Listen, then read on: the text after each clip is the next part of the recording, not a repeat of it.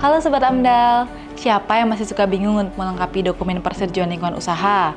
Sekarang nggak perlu pusing lagi, karena saat ini amdalnet.menlhk.go.id sudah bisa diakses oleh Sobat AMDAL semua untuk membantu menjalani proses pembuatan dokumen lingkungan hidup, mulai dari penapisan dokumen, penyusunan dokumen, pemeriksaan atau penilaian dokumen lingkungan, dan penerbitan persetujuan lingkungan hidup dalam satu sistem digital. Kita cari tahu lebih lengkap yuk gimana prosesnya. Tentunya berdasarkan landasan pembuatan dokumen lingkungan yaitu PP nomor 22 tahun 2021. Pertama, Sobat AMDAL perlu mengakses amdalnet.menlhk.go.id dan membuat akun sesuai dengan status pemrakarsa. Setelah berhasil registrasi dan login, masuk ke menu dashboard, lalu klik kegiatan, isi data-data yang dibutuhkan mulai dari data tapak proyek, pendekatan studi dan parameter skala atau besaran, status dan jenis kegiatan, serta data persetujuan awal dan persetujuan teknis.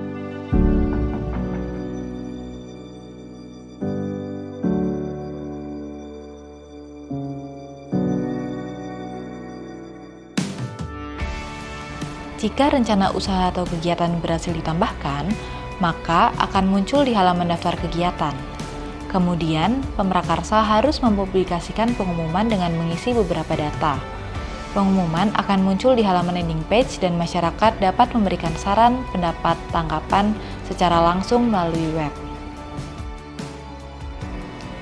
Setelah pemrakarsa mendapatkan hasil konsultasi publik, pemrakarsa dapat membentuk tim penyusun, baik penyusun dari lembaga penyedia jasa penyusunan maupun perorangan yang akan membantu pemrakarsa dalam menyusun dokumen-dokumen persyaratan pengajuan persetujuan lingkungan hidup. Sekarang kita beralih ke akun tim penyusun yang sudah teregistrasi ya. Setelah pemrakarsa membentuk tim penyusun, maka tim penyusun akan mendapat notifikasi kegiatan yang ditugaskan kepada yang bersangkutan. Dokumen pertama yang harus disiapkan oleh tim penyusun adalah formulir kerangka acuan. Formulir ini harus memuat beberapa data seperti pelingkupan yang memuat informasi terkait komponen kegiatan dan komponen lingkungan yang relevan dengan rencana usaha atau kegiatan, matriks identifikasi dampak, evaluasi dampak potensial, DPH, metode studi, matriks DPH, dan bagian alir pelingkupan. Setelah dokumen siap, tim penyusun mensubmit dokumen ke pemrakarsa. Nantinya, pemrakarsa akan meneruskan submission formulir kerangka acuan tersebut untuk diperiksa lebih lanjut oleh tim uji kelayakan lingkungan hidup di tingkat pusat, provinsi, dan kota. Tentunya, jika dokumen sudah dinyatakan sesuai format secara kelengkapan administrasi oleh penanggung jawab materi atau PJM. Setelah PJM mengonfirmasi kesesuaian format berdasarkan beberapa poin penilaian yang harus disertai bukti, selanjutnya, Sekretariat Tim Uji Kelayakan akan menyiapkan rapat pemeriksaan dengan mengirimkan undangan ke tim penilai, di mana dalam undangan tersebut sudah terlampir link rapat jika dilakukan secara online, lampiran dokumen formulir kerangka acuan, serta link untuk saran dan pendapat. Semua proses ini dilakukan dalam satu sistem melalui amdalnet.menlhk.go.id. Rapat pemeriksaan akan dipimpin oleh Ketua Tim Uji Kelayakan Lingkungan Hidup dan dihadiri oleh anggota Tim Uji Kelayakan Lingkungan Hidup, penanggung jawab usaha dan atau kegiatan, tenaga ahli terkait dengan usaha atau kegiatan yang membantu tim penyusun, ahli terkait dengan rencana usaha atau dampak lingkungan usaha, dan instansi terkait dengan usaha atau dampak usaha atau kegiatan. Dalam rapat, penanggung jawab usaha harus memaparkan formulir kerangka acuan untuk dilakukan pemeriksaan. Pada rapat pemeriksaan tersebut, peserta rapat dapat memberikan saran, pendapat, dan tanggapan melalui link yang terlampir dalam undangan online. Terdapat beberapa kondisi yang perlu diperhatikan saat rapat pemeriksaan, di antaranya kehadiran peserta rapat. Jika penanggung jawab usaha atau ketua tim uji kelayakan lingkungan hidup berhalangan hadir, maka dapat diwakilkan oleh orang yang ditunjuk sebagai perwakilan. Tentunya yang memiliki kapasitas untuk mengambil keputusan dan dibuktikan dengan surat penunjukan. Kemudian, catatan pemeriksaan dari semua anggota tim uji kelayakan akan dikompilasi secara otomatis oleh tim penanggung jawab berita acara rapat pemeriksaan kerangka acuan oleh validator substansi. Nantinya, sistem akan meminta konfirmasi apakah proses dapat dilanjutkan atau tidak. Semua proses ini juga dilakukan dalam satu sistem berbasis online. Jika disetujui, maka penyusun dapat melanjutkan menyusun andal RKLRPL melalui andal Digital Workspace.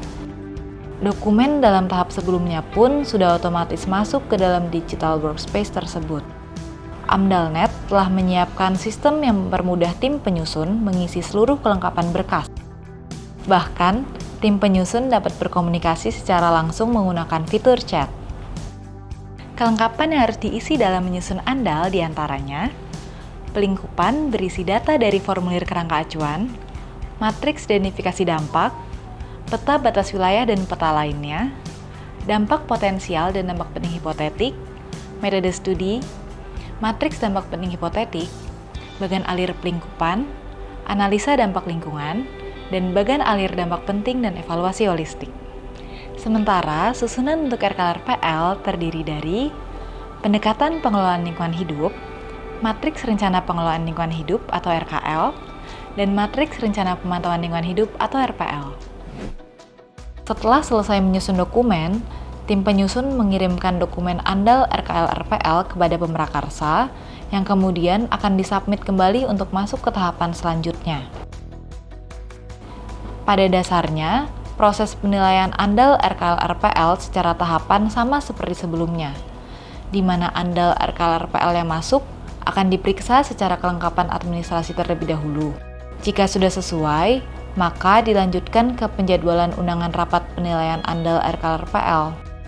Dalam rapat tersebut, dokumen akan direview oleh tim ahli dan mendapatkan penilaian saran, pendapat, dan tanggapan atau SPT. Pada tahap ini, tim ahli dan reviewer dapat memberikan saran dan komentar secara langsung melalui sistem, sehingga pemrakarsa dan tim penyusun dapat melihat dan membalas secara langsung. Kemudian akan dilakukan drafting untuk rekomendasi surat keputusan kelayakan lingkungan yang dibuat berdasarkan hasil uji 10 kriteria kelayakan. Dokumen draft SKKL akan diproses secara offline untuk dibubuhkan tanda tangan sesuai kewenangannya. Setelah itu akan diupload kembali ke dalam sistem dan diterbitkan. Pemrakarsa dapat mengunduh persetujuan lingkungan tersebut melalui amdalnet.menlhk.go.id.